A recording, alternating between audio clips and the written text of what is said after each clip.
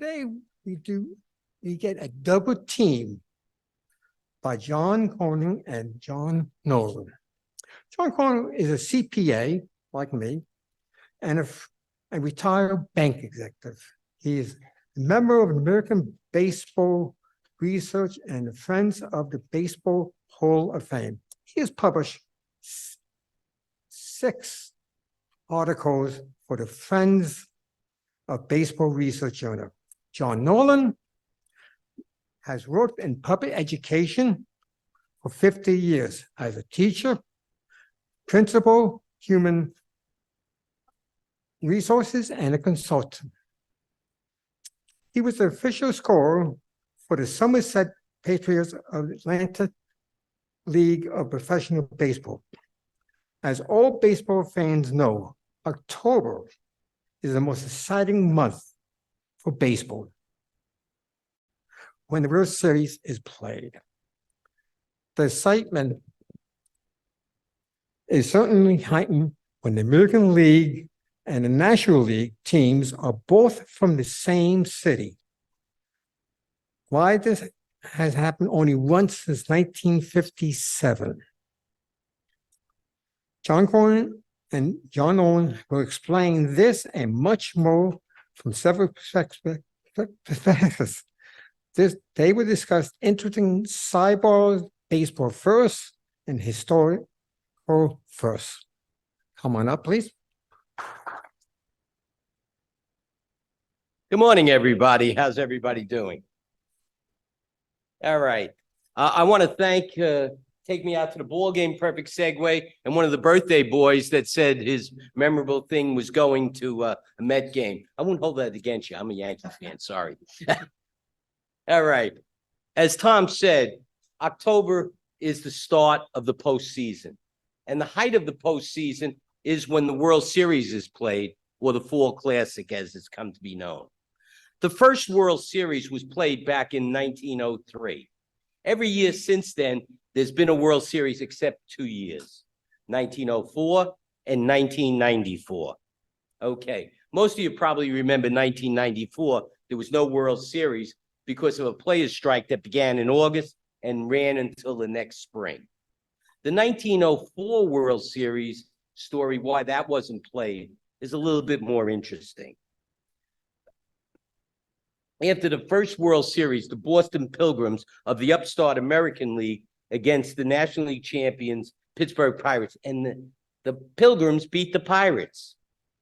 So I think the National League, which had started back in 1876, was a little worried that this new league was better than them.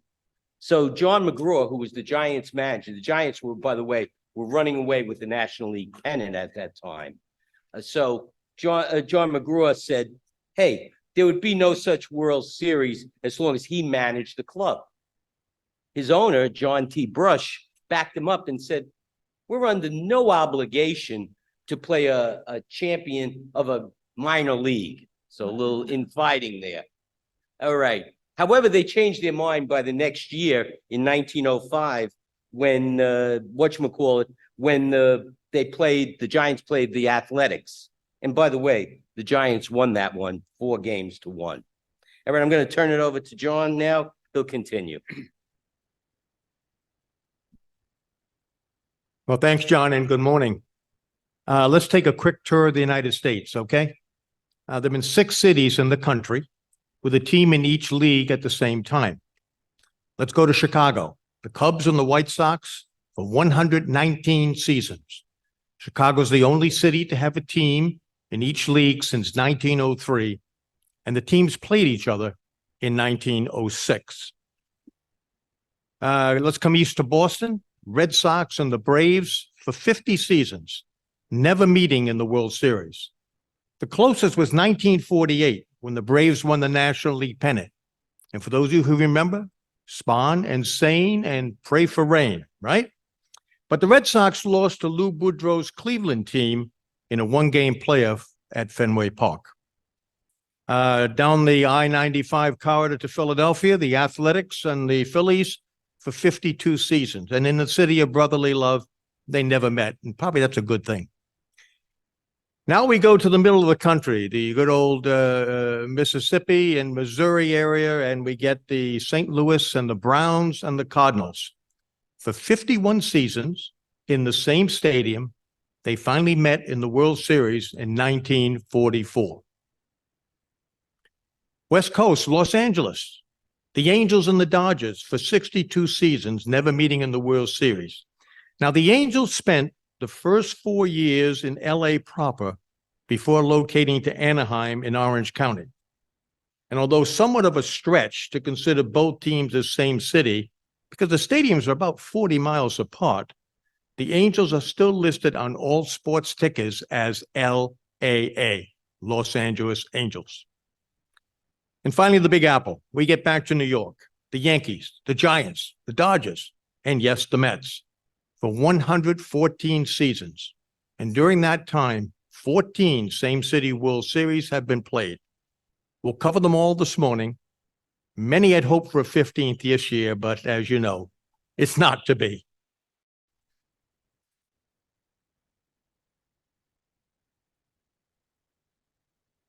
Thanks, John. So as you can see, this is a very New York-centric type of thing. As John said, 16 World Series, same city World Series. Joel, can you put up that? Okay. As you can see, there's 16 teams, 16 same city World Series. 14 of them have been in New York. All right. Next slide. All righty. The first same city fall classic was in 1906 when the Windy City, Chicago, played host. This was termed a David versus Goliath series. Goliath was the Cubs and David was the White Sox. The Cubs had a 116-36 record for a 763 winning percentage and won the pennant by 20 games. They led the National League in hitting, pitching, and fielding. In other words, a very good team.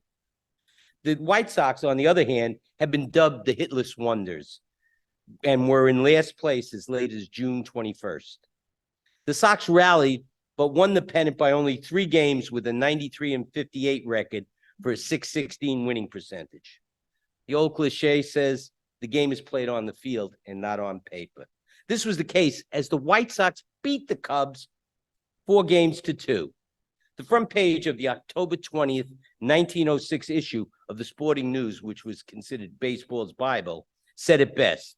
Sox, humble Cubs, won by better pitching and batting. Some interesting facts about this series. Both teams hit below the Mendoza line. Mendoza line, for those of you that aren't familiar with that terminology, that's a batting average below 200. Not an explosive offensive explosion, to say the least. The powerful Cubs had a team batting average of 196, and the hitless wonder White Sox didn't fare that much better, hitting only 198. The difference being that the White Sox scored over twice as many runs as their National League counterparts, 37 runs to 18 runs. The White Sox and Cubs pitching staffs had 4 complete games each for a total of 8. To put this in perspective, with today's game, in 2022, there was a total of only 36 complete games in both major leagues. You know, complete games are an antique of the past, to say the least. The White Sox winning World Series money was $1,875 per full player's share. The Cubs players losing full share was $440. Contrast this with the winner and loser shares from last year's World Series in 2022. The Houston Astros, who won the World Series, their winning full player share was $516,000, while the Phillies losing full player share was 296,000 shares.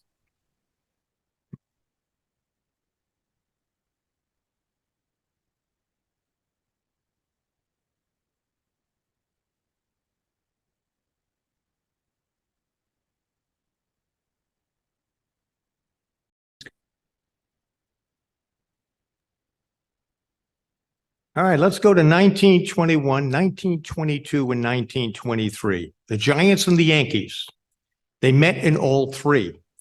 And this is the start of the New York City 20th century same city World Series era. And 13 same cities World Series were played over a 36-year span from 1921 to 1956. Put in perspective, that's about 1 out of every 3. So let's take a look at some highlights of 1921, won by the Giants 5-3. And that's right, that's not a mistake. This was a 9-game World Series played in the same stadium, the Polo Grounds. Yankee Stadium was under construction at the time. The teams alternated home field. And game 1 was the first game broadcast on radio, October 5th, 1921. That anniversary is coming up. So happy birthday to all the radio people out there. The Musil brothers, Irish and Bob. Now, you got a question? Yes, I do.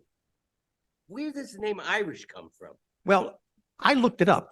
Now, Irish Musil's real name was Emil Frederick Musil. He was of German and French descent. But here's the deal.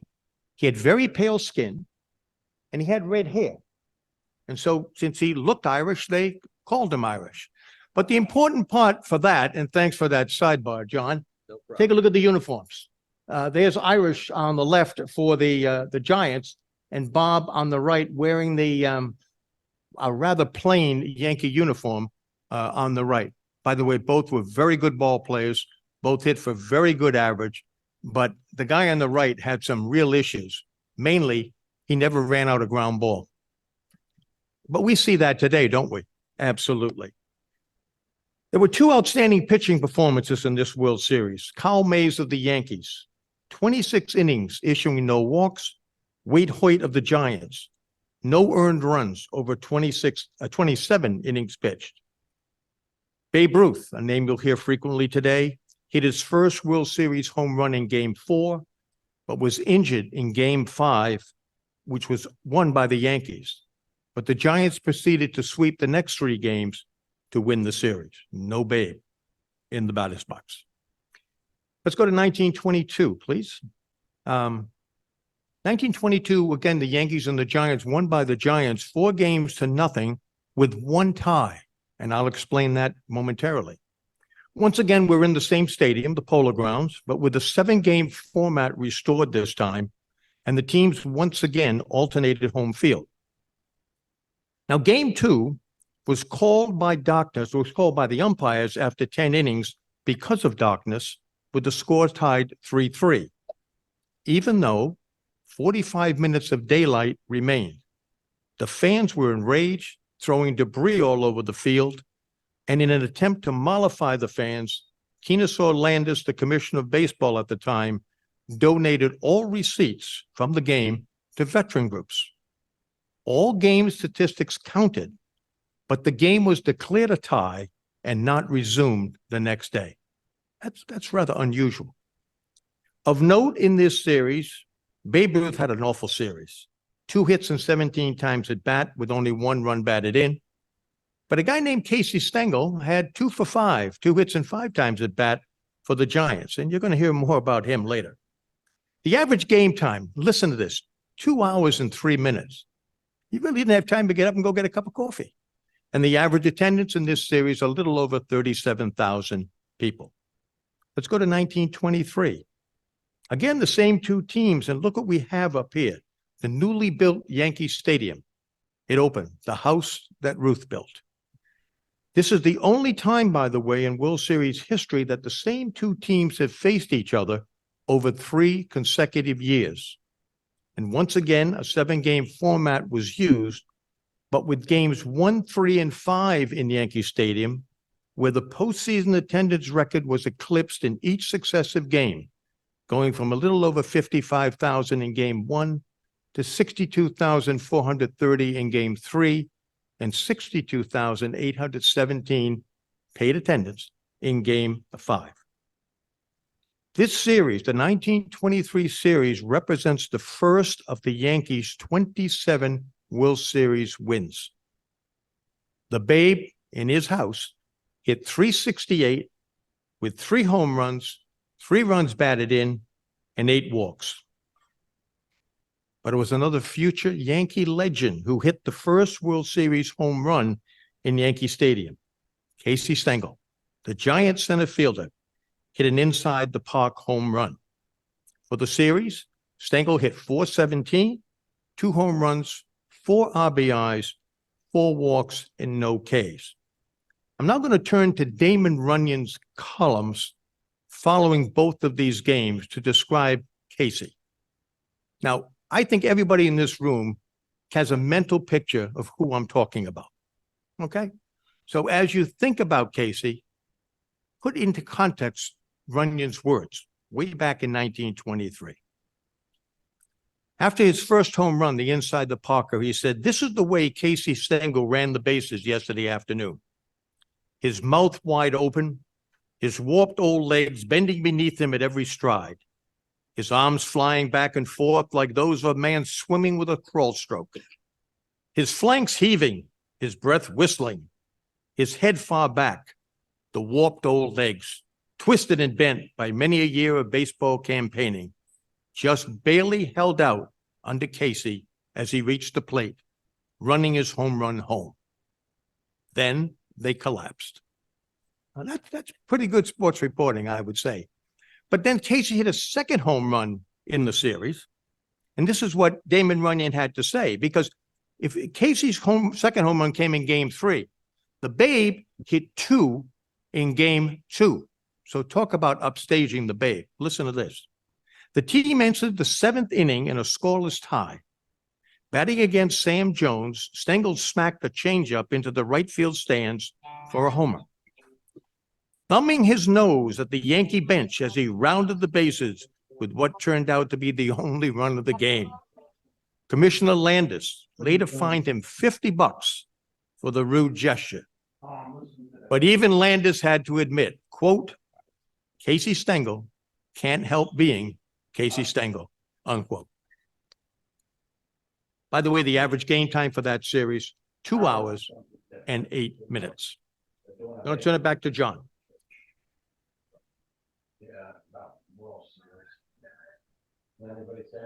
Thank you, Mr. Nolan. All right, there was a 13-year wait for the next same city World Series. The same teams that just played, the 3 that John discussed, the New York Giants and the New York Yankees, participated in those series. This series had numerous beginnings. It was the first World Series that was played without the legendary baseball icon Babe Ruth, who retired. Please pardon that technical difficulty. All right, where were we? Okay, this was the first World Series, as I mentioned, that Babe Ruth was no longer a Yankee. He had retired since the last appearance by the Yankees in the World Series, and that was back in 1932. This series also marked the end of one streak and the beginning of another streak for the Yankees. The Yankees began the World Series with a 12-game winning streak, having not lost a World Series game in their last 3 fall classics, being 1927, 1928, and 1932. The streak ended in the first game of the 36 World Series when the Giants Hall of Fame pitcher Carl Hubbell allowed a solo home run among 7 hits in a complete game victory. It's interesting to note that the Giant outfielders never even had to make a putout in that game. So no balls hit out of the infield. That's pretty amazing when you stop and think about it. But then again, into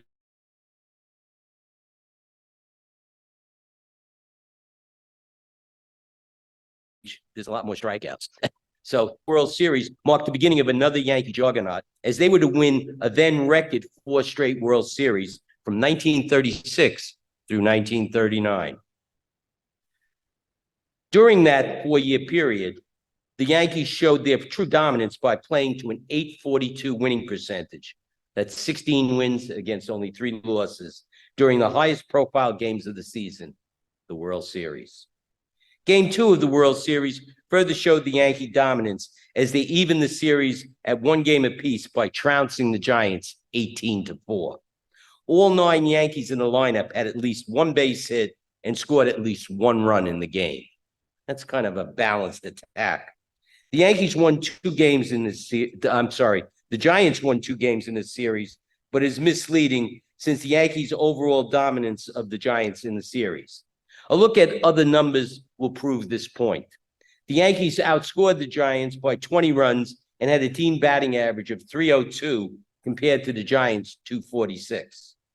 The Yankees just kept on winning in 1937 and again outmet the Giants in the World Series for the fifth time since 1921. The Sporting News of October 7th, 1937 made the following prediction before the start of the Fall Classic, and I'm going to read that prediction. All things being equal, and it is well to remember that they seldom are in a short series, the Yankees should repeat their success of last year in 5 or 6 games, probably the latter, if form is preserved. However, should Hubble be right and young Melton continue to show the mettle he displayed in the regular season, there may be a different story to write, but there are too many ifs to figure the Giants as victors, with the biggest if being whether the National League hurlers can stop Murderers Row. Well, the Sporting News was right on the mark. They erred on the side of caution by predicting that the Yankees would win the series in 6 games, but they only took 5 games to defeat the Giants. The Bronx Bombers were definitely on a roll as they won their 2nd of 4 straight World Championships. The 1937 World Series is considered one of the most lopsided ever. A review of some statistics reinforces this. The Yankees outscored the Giants 28-12 and had better pitching. Their team earned run average was 2.45, while the Giant pitching staff had an ERA, that's earned run average, of 4.81. Also, we cannot forget another aspect of baseball that sort of gets the short end of the stick, and that's defense. The Yankees played errorless ball while the Giants committed 9 errors in the 5 games. John, please continue with the 1941 and 1944 World Series.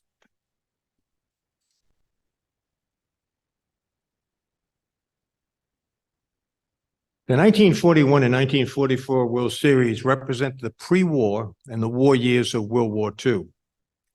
The Stars start to leave the sport to serve and fight, and the hapless St. Louis Browns surprised the baseball world in 1944. But before we get there, we got to get to 1941. The 1941 World Series was played between the Yankees and the Dodgers, and the Yankees won that series 4-1. For you Dodger fans out there, this was the first time in a World Series for the Dodgers since 1920. But it was the first of 7 World Series versus the Yankees over the next 16 years, from 1941 to 1956. And I would like to say that this is where the frustration for the Dodgers begins. Up on the screen, you'll see the infamous drop third strike by Brooklyn catcher Mickey Owens in Game 4. The Dodgers were leading 4-3 in the top of the 9th. They had 2 outs. Tommy Heinrich for the Yankees was hitting. The count was full at 3-2. Strike 3 is called, but Heinrich reaches first base on a strikeout pass ball. It was Owens, by the way, only committed 2 pass balls in 123 regular season games. So this was rather quite a turn of events. And the rest is history. Joe DiMaggio singles, Charlie Keller doubles in 2 runs. The Yankees take the lead 5-4. Bill Dickey walks. Joe Gordon doubles in 2 runs. The Yankees go up 7-4, and Brooklyn goes down in the 9th, 1-2-3. Game 3 does provide another vexing moment for the Giants, although it's not talked about, and no one realized it at the time, and it is overshadowed by Owens' pass ball in Game 4. But Freddie Fitzsimmons was the Dodger starting pitcher, and Mario Russo, the Yankee starter. The game's tied 0-0 in the top of the 7th when Russo comes to the plate. He hits a line drive off Simmons's left knee, which ricochets to Pee Wee Weiss on the fly for the 3rd out. But Fitzsimmons' kneecap is broken. The Yankees scored 2 against the Dodger bullpen in the top of the 8th and win Game 3 for a 2-1 series lead. Now, I know conjecture is dangerous, but what if? The Yankees series marked their 8th consecutive World Series win since defeating the Pirates in 1927 and their 32nd win in 36 World Series games. The Dodgers had the opportunity to stop the Yankees in 1941, but they didn't. Frustration boils over, and then came December 7th, 1941. Over the next 4 years, many of the American League stars left. Ted Williams in Boston, Bob Feller from Cleveland, Joe DiMaggio with the Yankees, Hank Greenberg with the Tigers, left to serve in the military, and that paved the way for the 1944 All St. Louis Trolley Car World Series. And now you know who I was rooting for. Unfortunately for me, the St. Louis Cardinals defeated the St. Louis Browns 4-2. All games were played at Sportsman's Park in St. Louis. The teams played a 2-3-2 game format with the Cardinals the home team for games 1 and 2. Now, by 1926, all the original 16 major league teams had reached the World Series, except for the Browns. The Browns had never finished higher than second in the American League, and prior to 1944, had only one winning season in 14 years. The Browns won the pennant on the last game of the season, finishing ahead of Detroit with an 89-55 one-loss record. The Cardinals, meanwhile, came into that series enjoying their 3rd consecutive 100-win season and their 3rd consecutive World Series. But in the series, the Browns just didn't hit. Talk about Mendoza line, 183, although they did pitch well. But errors did them in. They committed 10. And they used 8 pinch hitters in the last 2 games, and all struck out. Well, we see that every day. Every time you look at a Major League ballpark, somebody's striking out. A side note, in the all-time American League standings through 1944, the Yankees are first, with the Browns finishing 803.5 games behind the Yankees. And in the Browns St. Louis era, through their move to Baltimore in 1953, the Browns finished an astounding 1,106.5 games behind the Yankees. I'm going to turn it over to John for 1951.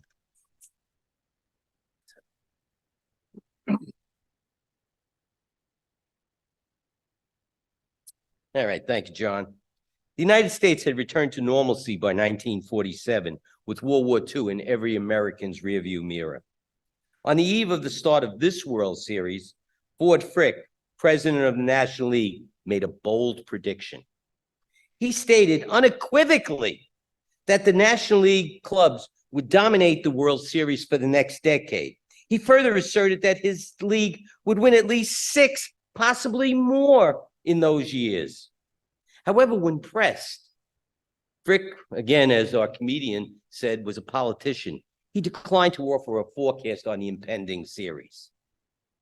Well, Frick was so far, quote, off base. Please pardon me, I couldn't resist using that pun. With his prediction, the American League won the World Series in 8 of the 10 years from 1947 to 1956. So I guess Ford Frick, being the president of the American League, wasn't a real judge of baseball talent. All right, many people consider 1947 the start of baseball's golden age in New York. For the 11 seasons played between 1947 and 1957, until the Dodgers and Giants moved to the West Coast, at least one of the New York teams was in the World Series every year except 1948. In 7 of the 11 years, the series was an all-New York one. Naturally, the Yankees were in all 7 representing the American League, while the Dodgers were their National League opponent in 6 World Series and the Giants in the other one. The Yankees were the dominant team in baseball during New York's golden age of baseball by winning 7 World Championships. That's dominance. The 1947 Fall Classic was dubbed as Yankees Pit Power against Dodgers Speed. Most experts considered the World Series a toss-up. Neither team had an outstanding starting pitching staff. However, each team had good relief pitching. The Yankees had the lefty, Joe Page, and the Dodgers had a pair of good right-handers in their pen, Hugh Casey and Hank Bierman. The Sporting News reported that, quote, "It is upon these men that the results of the series may hang," end quote. This sounds like it could be an analysis for this year's upcoming World Series, as bullpens play a big major part in the game today. And it was forecasted even back in 1947. Interesting and sad sidelight about Hugh Casey. 4 years later in 1951, he was playing in the minor leagues, and a Brooklyn woman named him in a paternity suit. While his wife was trying to talk, he had phoned his wife. While she was trying to talk him out of doing this, he took a gun to his throat and killed himself. So a little unfortunate sidelight to the tragic life of Hugh Casey. The 1947 World Series went the full 7 games, with the Yankees becoming world champions for the 11th time. The Yankees' power came into play more than the Dodgers' speed. The Bronx Bombers rapped out 67 hits, of which 20 were of the extra base hit variety. 11 were doubles, 5 were triples, and 4 home runs. On the other hand, the Dodgers had only 7 stolen bases, which were by 4 players. Pee Wee Reese had 3, Jackie Robinson had 2, and Aljon Frito and Dixie Walker had 1 each. This World Series was marked by several firsts. Probably the biggest first had huge sociological ramifications. This was the first integrated World Series. Jackie Robinson broke the color barrier back on April 15, 1947, when he became the first black major league ball player since Moses Fleet Walker had appeared in a game on September 4, 1884. Newspaper accounts of this World Series mentioned that Jackie Robinson was the first black to play in a World Series. Robinson later wrote about his experience in this first World Series game. He explained, and I'm going to quote Jackie, "I was proud of that, and yet I was uneasy.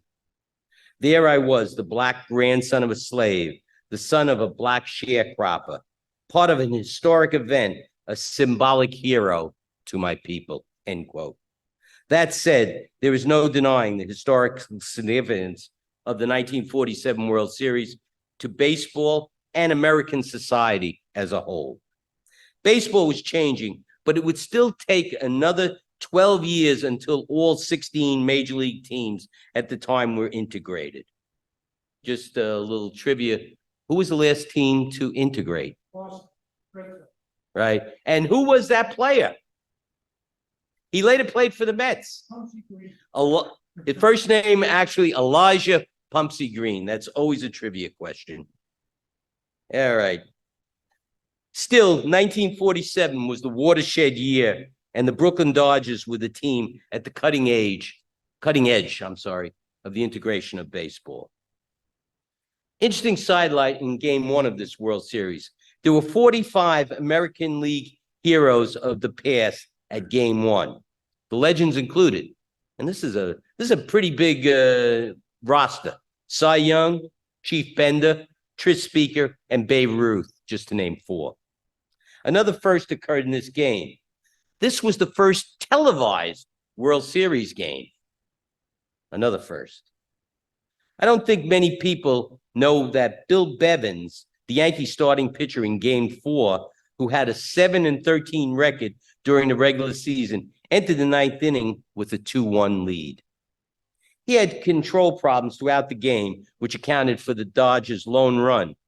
But Bevins had not given up a hit through the first 8 innings.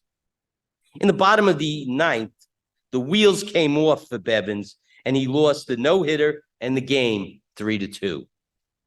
It was no small consolation that he pitched a 1-hitter, given the fact that he was done in by the 10 walks he issued during the game. The 1949 World Series was again the beginning of a dominant Yankee era.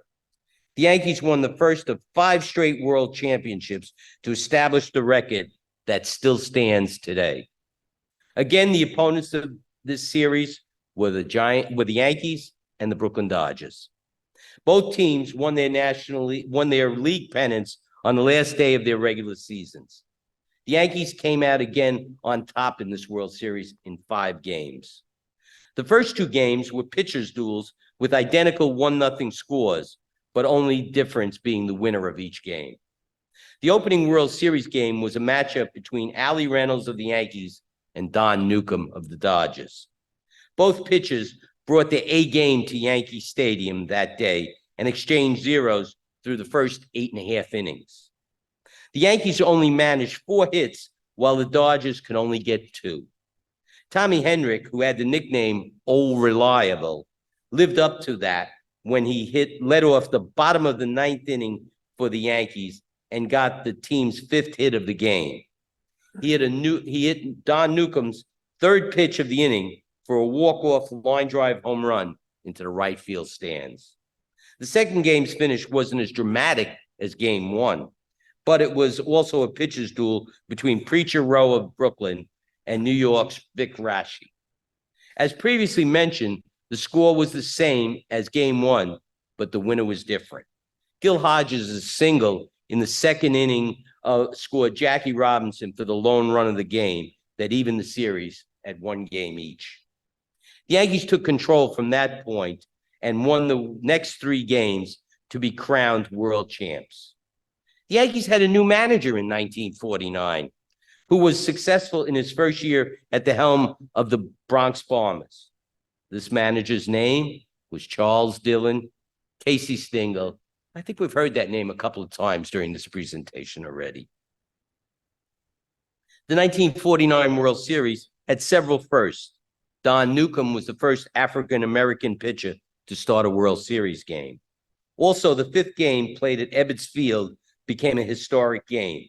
Before the 9th inning of that game, umpire Carl Hubbard and Beans Reardon, yeah, that was his nickname, told Commissioner Albert B. Happy Chandler that it had become difficult for the batters to see and pick up the baseball when thrown by the pitcher.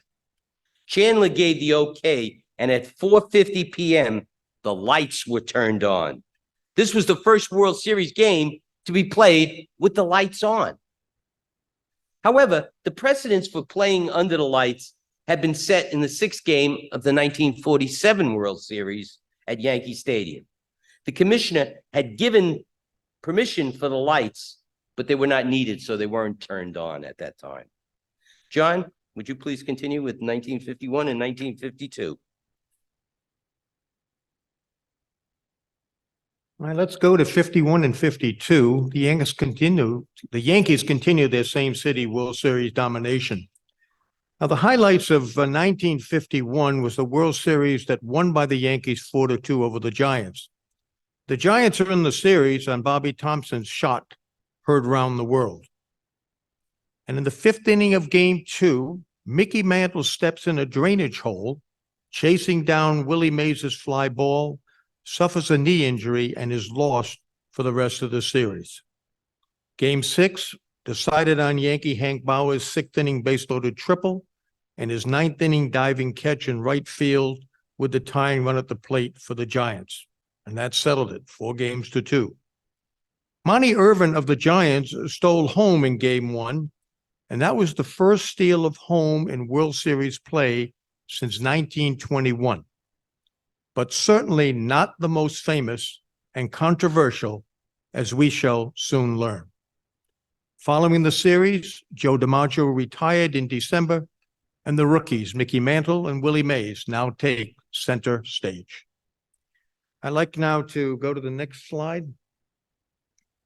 Let me set this scene. That's Casey Stengel on your left. That's the Dodger manager, Chuck Dressen, on your right. This is at the conclusion of Game 7 of the 1952 World Series. And if a picture is worth 1,000 words, who won? Well, who won?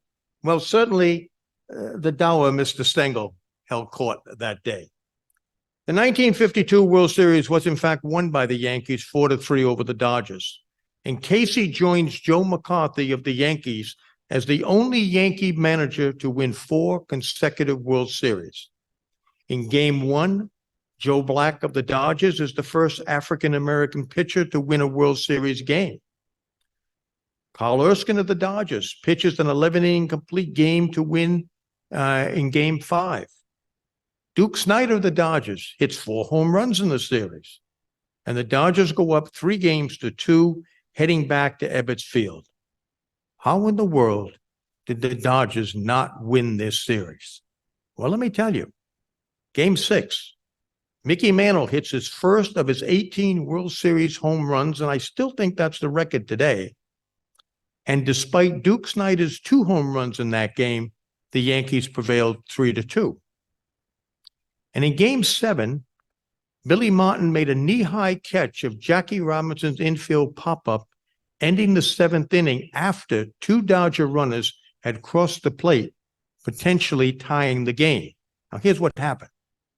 Joe Collins, the Yankee first baseman, lost the ball in the sun, and Bob Kozava, the Yankees pitcher, didn't even budge from the mound.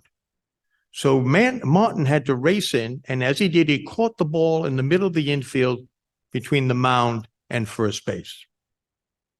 A little piece of trivia, Ralph Branker of the Dodgers, he of the shot hurled around the world fame in Game 7, he became the first player in World Series history to be ejected for bench jockeying. And so the Dodger frustration continues. John?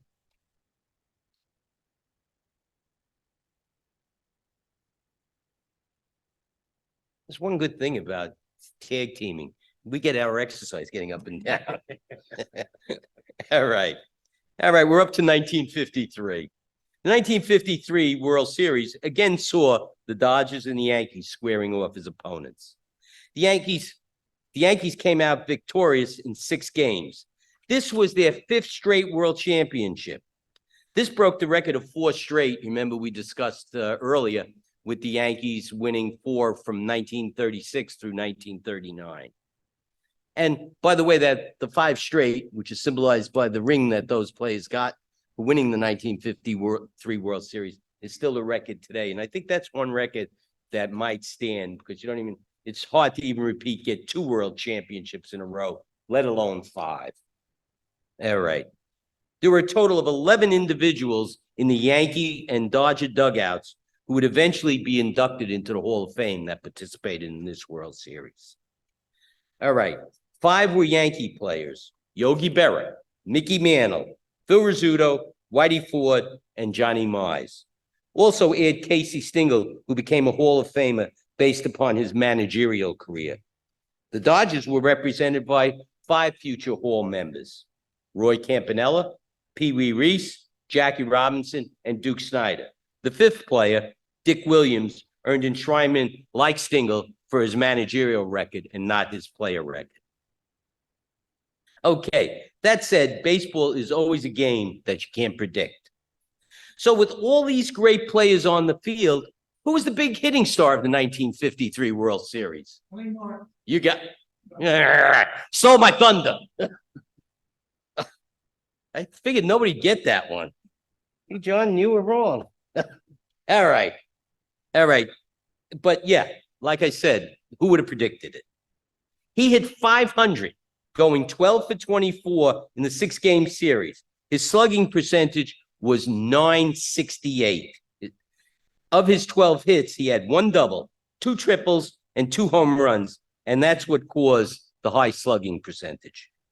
He also led both teams with 8 RBIs.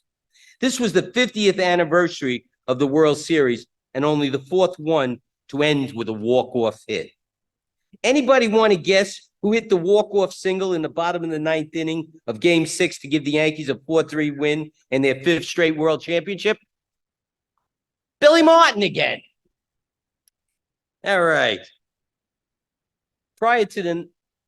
Hang on a minute. Skip it a page. All right. Casey Stengel was successful in his first 5 seasons as the Yankee manager. He's the only manager to come out victorious in his first 5 trips to the World Series. Heck, he's the only manager to win 5 straight World Series, period. A good book on this subject was written by Phil Rizzuto and Tom Horton, entitled The October 12, 5 Years of Yankee Glory, 1949 to 1953. The October 12 refers to the 12 players who were on the team during the 5 straight championship years. These players were Allie Reynolds, Vic Raschi, Eddie Lopat, Yogi Berra, Charlie Silvera, Dr. Bobby Brown, who eventually became president of the American League, Jerry Coleman, Johnny Mize, Joe Collins, Gene Woodling, Hank Bauer, and of course, Phil Rizzuto. Since Major League roster size at the time was 25 players, it's hard to realize that almost half of the Yankees participated in all 5 straight championships. It was possible in large part because this was before the free agent era. The reserve clause, which was in vogue at that time, bound a player to his club until he was sold, traded, or released, was in force at the time. Prior to the 1955 World Series, the Brooklyn Dodgers had appeared in 7 World Series, with the New York Yankees being their American League opponent the last 5 times.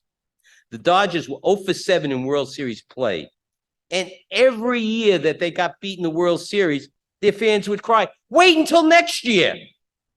Well, folks, next year finally came for the Dodgers and their fans in 1955, as the Dodgers finally beat the Yankees 4-3 to be crowned world championship, and that's their only world championship while they were known as the Brooklyn Dodgers.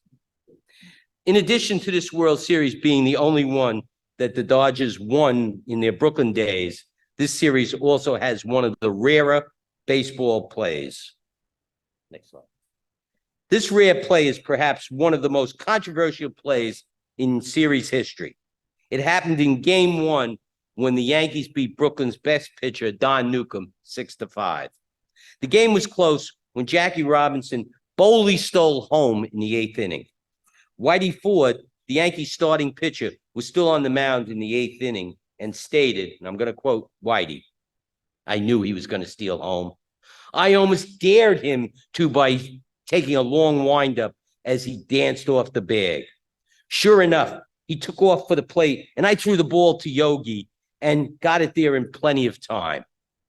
The pitch was low, right where I wanted it, and Yogi just caught it and put his mitt down on the ground in front of the plate, and Robinson slid right into the tag. Robinson was out. There was no question about it." However, Robinson was called safe. Yogi argued the call vehemently to no avail. To Yogi's dying day on September 22nd, 2015, he swore that Robinson was out. Interesting sidelight.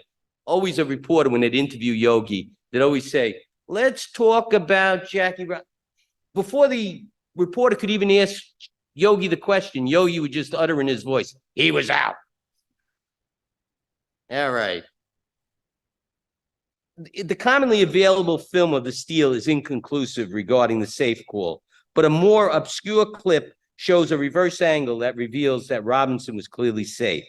While Berra's glove is seen hovering over the left side or first base side of home plate, Robinson's foot is touching the right side of home plate without Robinson being tagged. Also, look at this picture. If the batter would have swung, he would have hit Yogi, and that would have been catcher's interference. The ball would have been dead. John, you're the official scorer. Would Robinson have been put back on third, or would he have been allowed to score on a catcher's interference? He would have been allowed to score on the catcher's interference. All right, thanks, sir. So, but that's one thing that we realized when we looked at this picture. No, I'm going to correct that, John. He would not be. He'd be sent back to third. That's what I Yeah, thought. yeah, he would be sent back to third. Okay. Yeah. So it would have been a dead ball in essence. That's correct, the dead ball. All righty. But hey, that's what makes baseball the great game that it is. All right. 2 players for the Dodgers played a prominent role in helping the Dodgers win the 1955 World Series.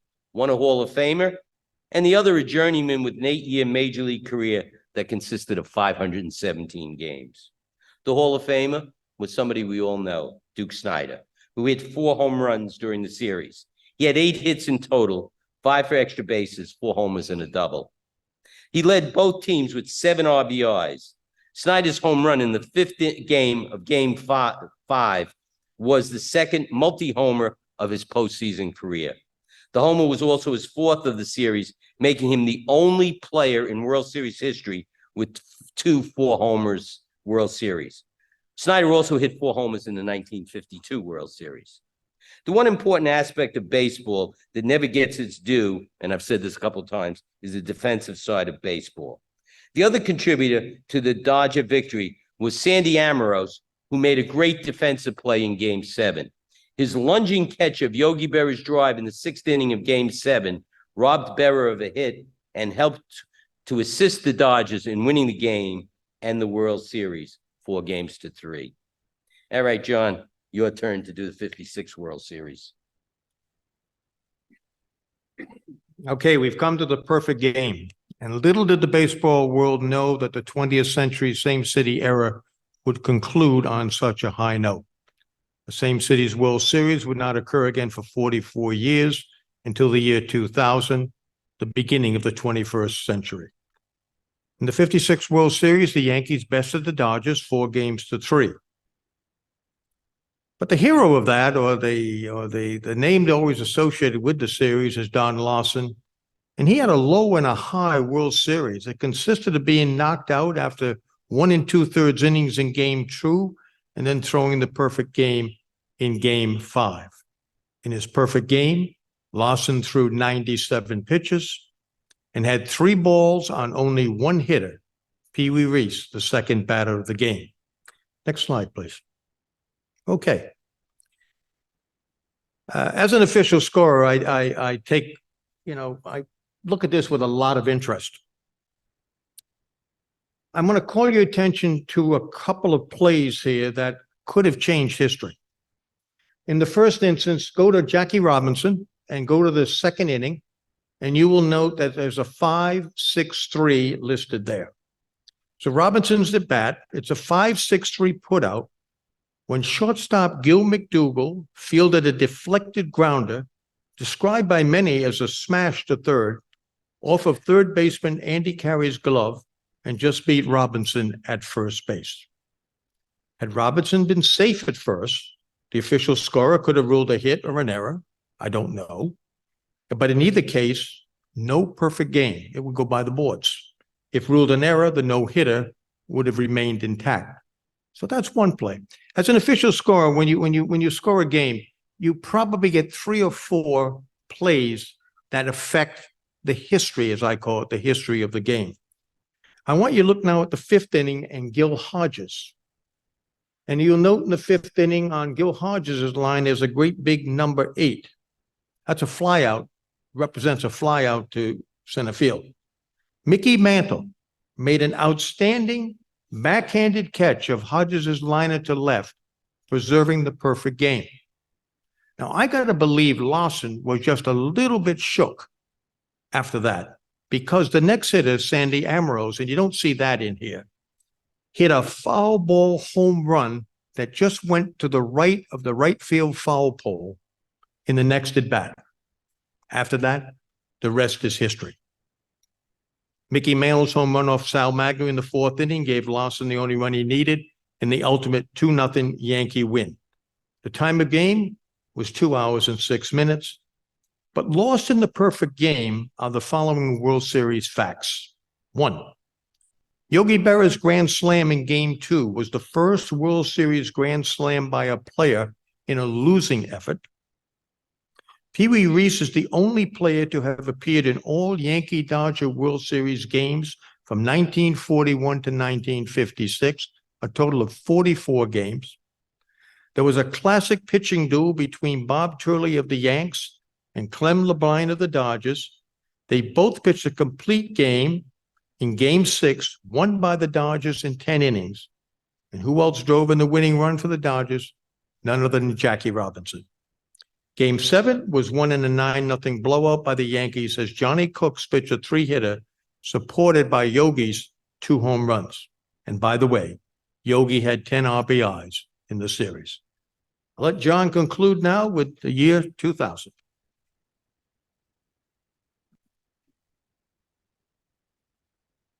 Thank you, John. All right. New Yorkers truly got spoiled from 1921 to 1956, when it was a New York City series in 13 of those 36 seasons. That's a 36% occurrence rate. Wow. 1956 was the middle of the 20th century, and it was the last same city World Series of that century. The baseball world would have to wait for another 44 years with the beginning of the 21st century in 2000 to have another same city World Series. Some things were the same. New York was again the city, and the Yankees were again the American League representative. The National League's New York representative was a team that wasn't even in existence back in 1956 when the last same city World Series was played.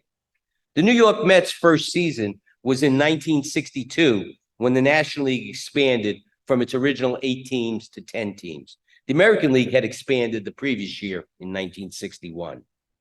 The 2000 World Series was the first same city World Series under George Steinbrenner, known as the Boss, ownership of the Yankees. Steinbrenner hated for the Yankees to even lose a spring training game to the crosstown rival New York Mets. This is evident when the day before the series was to begin, he told the Yankee manager, Joe Torre, and I'm going to quote him, "I don't do a good George Steinbrenner imitation, but as I'm saying this, just picture in your mind George saying this. We can't afford to lose to the Mets. There's just too much at stake here for us. I hope you realize this." In addition to the boss's precious statement, the Yankees, who had won the last 2 World Series and 3 out of the last 4 World Series, were clearly the favorites to win the 2000 series. So this put the Yankees in a no-win situation. If they won, which they, by the way, they did 4 games to 1, baseball fans just shrugged it off and said, hey, they were expected to win. If they had lost, heaven forbid, they would have been raked over the coals for doing so. So like I said, the Yankees were in a no-win situation. The Yankees did win the World Series in 5 games, but it was not the walk in the park that would suggest with a 4 games to 1 World Series. They only outscored the Mets 19-16, and in the process set a World Series record by stranding 52 base runners. And they did that a lot in 2023, unfortunately. As I said at the beginning, I'm a Yankee fan. The most memorable and controversial moment of the 2000 World Series is right up here. A little background. During the season in 1997, interleague play started. So the Yankees and the Mets met during the regular season. Roger Clemens, the Yankees star pitcher, and Mike Piazza, who's in the Hall of Fame, was the Mets star player hitter. During that game, Clemens beamed Piazza, went down to the ground, right? Whether it was intentional or not, only Roger Clemens knows that. Okay, but obviously that got a lot of hype. What was going to happen in the World Series when they met again? Well, they did meet, and Clemens threw a pitch to Piazza, who hit the ball, shattering his bat. The bat goes out to the pitcher's mound. Clemens picks up the bat and throws it at Piazza as he's running down the first base line. And that's what you see now. You see, that's Jorge Posada, the Yankee catcher, trying to get involved in separating the two.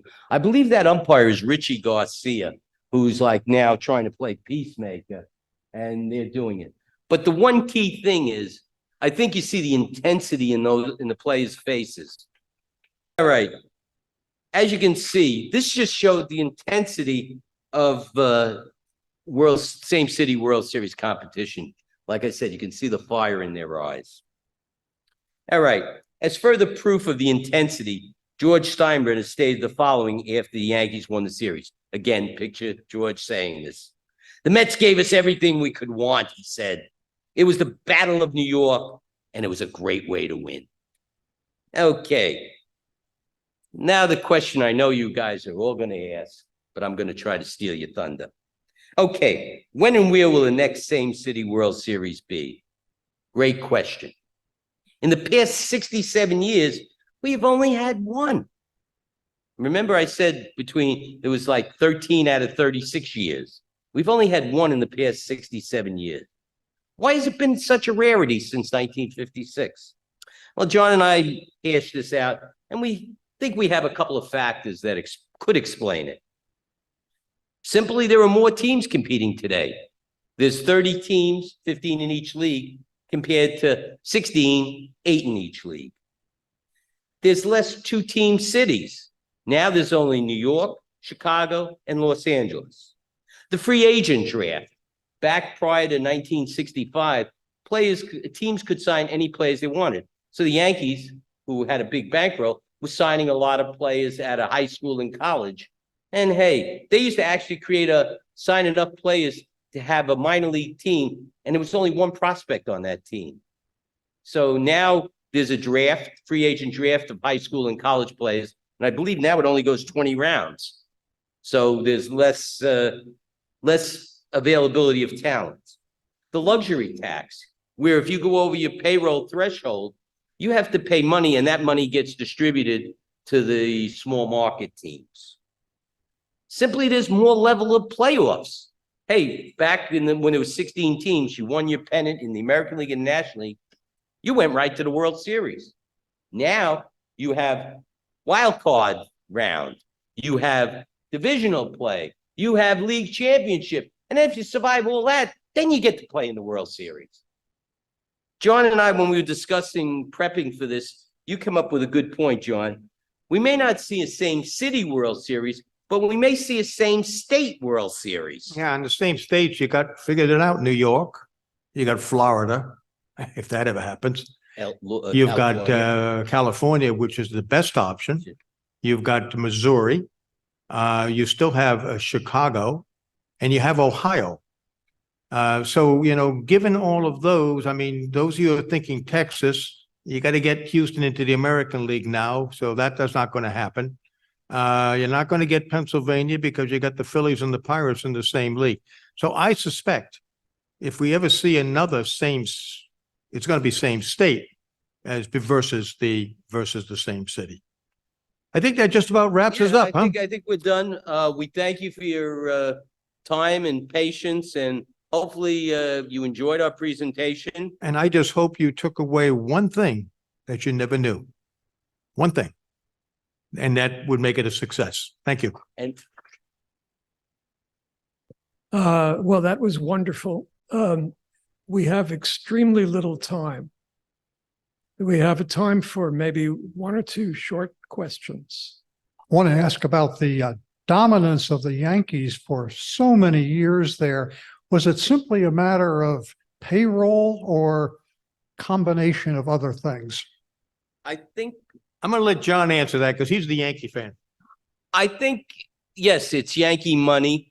I think their owner, Jacob Rupert, who was the owner during most of that time, I think he was almost like a George Steinbrenner clone. I think kids wanted to play for the Yankees, so the Yankees could sign players and everything. Obviously, they had good talent. The reserve clause kept teams, players with teams. Whereas now, after 6 years, you're free to go wherever you want to go to the highest bidder. So I think, yeah, a combination of it was good management, good scouting and everything, and just some plain darn luck too. You know what I mean? The ball bounces a certain way. A guy gets the yips during a game. We've seen it in World Series now. The first game of World Series, these players who played great ball during the year throw a ball away, and they never did that in the regular season. So I think the fact that the Yankees were World Series veterans, been there, done that, I think plays a role in that.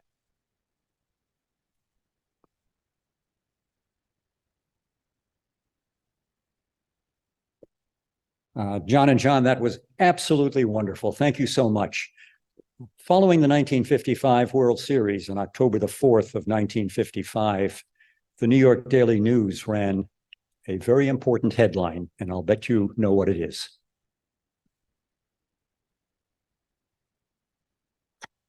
The headline ran, "This is next year." Oh, you're talking Brooklyn. Yeah. Yeah. No. I did not live in the area during that time. So that one would have passed me by, but yes, Brooklyn folks, it was always next year, wasn't it? Absolutely. People ask me a question, why was I a Yankee fan? It's very simple. I started following baseball, Major League Baseball, in 1960. Okay. Back then, and as contrary to, I think it was one of the birthday boys on the thing. I grew up on Staten Island. So whoever that was, we share something in common. In 1960, if you recall, the Dodgers and the Giants had left 3 years earlier for West Coast, parts unknown. And the Mets didn't come into existence for another year, 2 years. So at that time, in baseball, you follow pretty much your local team. That's not the case in football. I'm sure if we went around and polled all these people who were born in New Jersey, who were born in this area, they're Packer fans, Cowboy fans, what have you, 49er fans. But baseball is more geographic centric. So that's how I became a Yankee fan. And I simply grew up in New England. I was a Red Sox Braves fan. My dad used to take me. And so Spawn in Spain, Spawn Insane and Pray for Rain was ingrained because I know that 48 World Series. I also know the 46 World Series when the Red Sox lost to the Cardinals. So I do go back a little bit further than possibly I look. Our last question is from Steve online. I'd like to say wonderful presentation, fellas. I enjoyed it immensely. And I wanted to know who was the best player for the St. Louis Browns in 1944 during the World Series. Why are you doing that to me, Steve? He is a friend of ours. That's a good buddy of ours. Steve, I got to go back to the book on that. And I just can't give you the answer right up to the top of my head. I grew up a Ned Garver fan, but I don't know if we don't remember if Garver played in that World Series or not. Okay. Okay, thank you. Two last things. I'm going to do a word of advertisement. Number one, you heard John and I talk to Steve and everything and Pat. We're members of Batter Up, Let's Talk Baseball. That's a club or group that meets once a month, the second Monday of every month at the New Providence Memorial Library. We're a library supported group. In December, we will celebrate our 10th anniversary of meeting. So anybody that's a baseball fan, if you live in the area, please come by. We're also a hybrid. We're on Zoom and we're in person. And we start at 6:30 in the evening. Right. If you need anything, see me, or you can go to the library and register. Great job. We would like to give you this certificate of appreciation. This certificate is a orchard. The orchard was adopted as a symbol of the Summit Old Guard because Summit was the orchard capital of the East when the Old Guard was founded in 1930. Well, Thank you. More name. You should. Okay. Also, we would like to give you the Old Guard salute.